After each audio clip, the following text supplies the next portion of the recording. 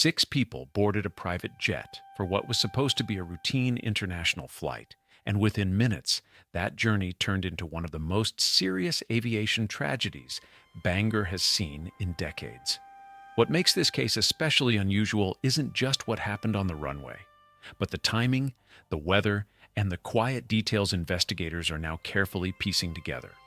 Because while official identifications are still pending, publicly available information is already revealing a story that connects luxury travel, a long-distance route to Europe, and an airport that had only recently faced another fatal aviation accident.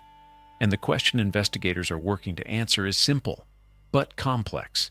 What sequence of events turned a standard takeoff into a fatal outcome so quickly? The strongest confirmed detail comes first. All 6 people aboard the business jet are presumed to have died after the aircraft crashed shortly after takeoff from Bangor International Airport on Sunday evening, according to authorities.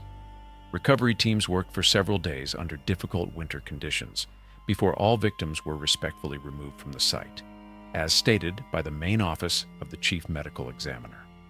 Formal identifications are still in process. That delay matters more than it might seem. Severe weather reportedly slowed parts of the response and investigation. Snow, ice, and firefighting materials remained visible around the aircraft in the days following the crash, which meant investigators had to balance urgency with safety and preservation of evidence. And in aviation investigations, every small physical detail can become a critical clue. So what do we know about the flight itself? Public reports indicate the aircraft was a Bombardier Challenger 600, a type of multi-engine business jet commonly used for long-distance private travel. The jet had landed in Bangor earlier to refuel and was preparing to depart on an international leg reportedly bound for France. That suggests this was not an emergency flight, not an unusual diversion, but part of a planned route. And that's where the timeline becomes important. The crash occurred shortly after takeoff, around the early evening hours. According to available information, the aircraft did not continue climbing as expected. Instead, it came down within the airport area. Officials have not released a cause, and agencies such as the FAA and the National Transportation Safety Board are now leading the investigation. Here's why that process takes time. Modern aviation investigations don't rely on assumptions. Investigators typically examine mechanical systems, maintenance history, pilot qualifications, weather data, runway conditions, fuel records, and communication logs. Even something as simple as temperature and wind direction can affect aircraft performance calculations. And winter operations add another layer. Cold weather departures can involve additional procedures, including checks for ice contamination, engine performance margins, and runway surface conditions. Airports and flight crews train for this. But investigations still review whether any environmental factor may have influenced the situation. That doesn't imply fault, it's simply part of the standard review. Now, who were the people on board? Authorities have not formally released names. However, family members and colleagues have publicly identified 5 of the 6 individuals as professionals connected to the luxury travel sector, including an event planner, a lawyer, a private chef, a sommelier, and the pilot. Reports also connect the group to a company called Beyond, described as a high-end travel experience business. That detail adds context, not speculation.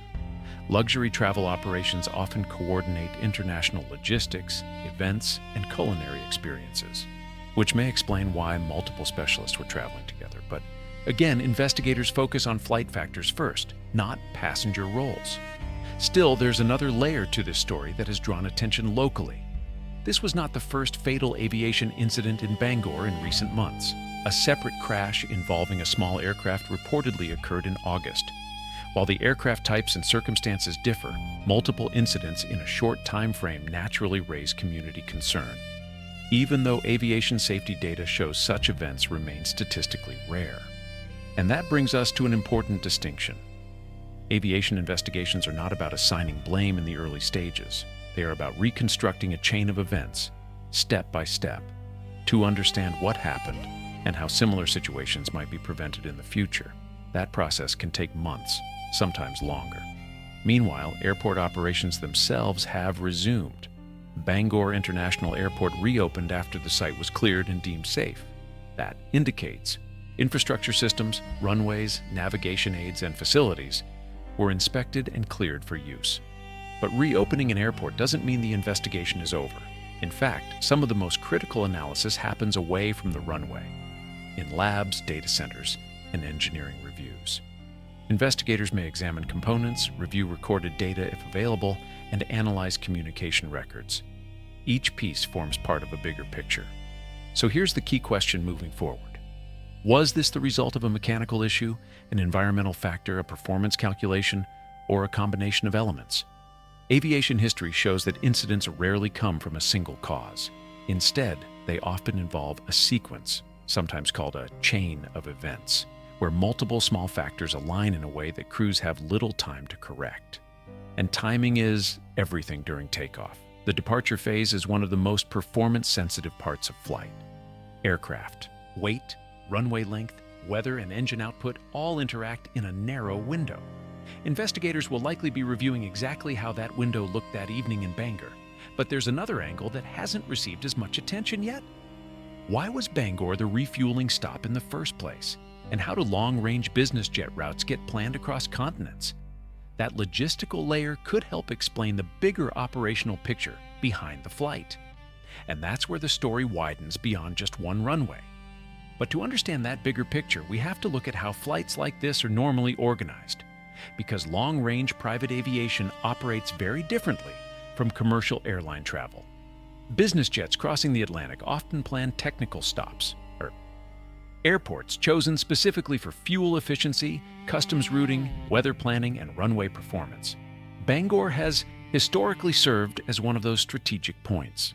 Its runway length, location along North Atlantic routes, and operational capability make it a practical refueling hub for certain eastbound flights. That means the stop itself was not unusual. What is important, though, is how tightly calculated these operations are. For long-haul private jets, dispatch planning includes fuel load, passenger weight, baggage, weather forecasts across multiple countries, alternate airports, and performance calculations for both departure and arrival runways. Every variable gets entered into software systems and cross-checked by crews. So when investigators review this flight, they're not just asking what happened in Bangor. They're asking what the entire operational plan looked like before the aircraft ever left the previous airport. And that's where aviation investigations become almost forensic in nature. They may examine aircraft maintenance records, engine inspection history, fueling documentation, weather briefings provided to the crew pilot duty, time and rest, records, airport surface condition reports.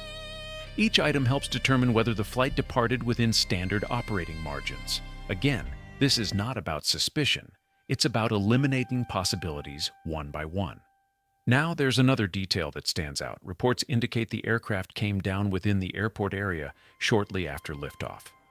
In aviation terms, that places the event in what's known as the initial climb phase, a period where aircraft are transitioning from runway acceleration to sustained airborne performance.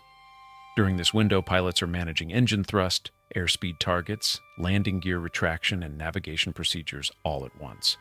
It's a highly procedural phase. Crews train extensively for abnormal scenarios during takeoff, including engine performance issues or system alerts. But even with training, altitude and time are limited in those first moments. That's why investigators pay close attention to this segment of flight in any departure-related incident. Weather also remains part of the picture. While no official cause has been released, reports describe winter conditions in the area at the time. Cold temperatures themselves are not inherently unsafe for aircraft. In fact, engines often perform efficiently in cooler air. But surface conditions, visibility, and precipitation can introduce operational variables that crews and dispatchers account for during planning. This doesn't suggest a conclusion.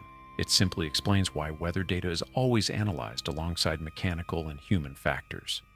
Another point worth noting, authorities emphasize that identification of the victims is being handled carefully and respectfully. That process involves forensic work and coordination with families. Public information may circulate early, but official confirmation follows established protocols. That matters because aviation investigations operate within both technical and human dimensions. Behind every report and data point are real people, professional colleagues, and families. That's one reason agencies avoid early speculation. Their responsibility is accuracy, not speed. Now, zooming out again, this event has also drawn attention because of its connection to the private aviation world. Business jet travel often happens out of public view, but operational standards remain governed by the same regulatory framework that oversees commercial aviation: aircraft certification, crew licensing, maintenance requirements, and federal oversight. So despite the different setting, the safety structure behind the scenes is extensive, and that leads to an important takeaway. When an aviation incident occurs, it does not automatically indicate a systemic failure. In many cases, investigations lead to small procedural refinements, updated training guidance, or equipment checks that further strengthen safety layers. Aviation evolves through lessons learned, methodically and carefully. Meanwhile, the airport itself has returned to operation. That signals that runway surfaces, navigation systems, and airfield infrastructure were inspected and cleared. Airports follow strict protocols before resuming flights after an incident site is removed. But for investigators, the work is just beginning. They will continue analyzing data components and documentation over time. Preliminary findings sometimes take weeks, while final reports can take much longer. That pace can feel slow, but thoroughness is essential in aviation safety reviews. So the situation now sits at an important midpoint. The immediate response phase has concluded. The recovery phase has concluded. But the analysis phase, the one that explains the why, is still underway. And that raises a broader question many viewers might be wondering. How exactly do investigators reconstruct the final seconds of a flight when information is limited? And what tools do they rely on to build that timeline? Because the answer involves technology, data interpretation, and a process that most passengers never see.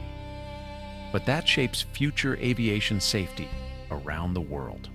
To understand how investigators rebuild those final moments, it helps to know that modern aircraft, including many business jets, generate large amounts of operational data. Even when official details are limited early on, specialists analyze every available source that can help create a second-by-second sequence.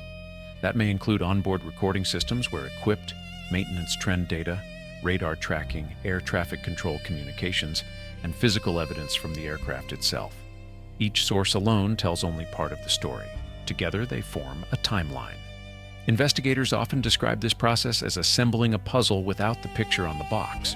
For example, radar data can show altitude, speed, and direction changes. Communication logs can confirm what instructions were issued and how the crew responded. Mechanical components may be examined for signs of pre-impact malfunction versus damage that occurred after impact. Even runway surface reports and temperature readings can help validate performance calculations. And none of those steps are rushed. Accuracy matters because findings don't just explain one event, they inform training, maintenance practices, and operational guidance worldwide. Aviation safety improvements often come from patterns identified across incidents, not assumptions made in the moment. That's why agencies avoid early conclusions. In situations like this, it's common for investigators to release a preliminary update after the initial fact-gathering phase, followed later by a full report that outlines contributing factors, context, and safety considerations. That final document can influence future procedures far beyond one airport or one aircraft type. Meanwhile, the human side of the story continues quietly. Families wait for formal identification. Colleagues reflect on those they worked with. Communities process the emotional impact of an event that interrupts normal routine. And aviation professionals, pilots, mechanics, dispatchers, and controllers pay close attention, not out of fear, but out of commitment to learning. Because aviation safety is built on layers: aircraft design, pilot training, maintenance oversight, weather forecasting, air traffic systems. Each layer reduces risk. When something does go wrong, the goal is to understand how those layers interacted and where additional resilience can be added. That perspective shifts the focus from shock to understanding. Instead of asking only what happened, the process asks what can be learned. That approach has made air travel one of the most carefully analyzed forms of transportation in the world. And it's worth remembering, single events, even serious ones, exist within a much larger system where millions of flights operate safely each year. Investigations ensure that lessons from rare events strengthen that system even further. So where does that leave the story now? At a pause point, not an ending. The immediate facts are known: a planned international departure, a crash shortly after takeoff, an ongoing federal investigation, and a community awaiting answers.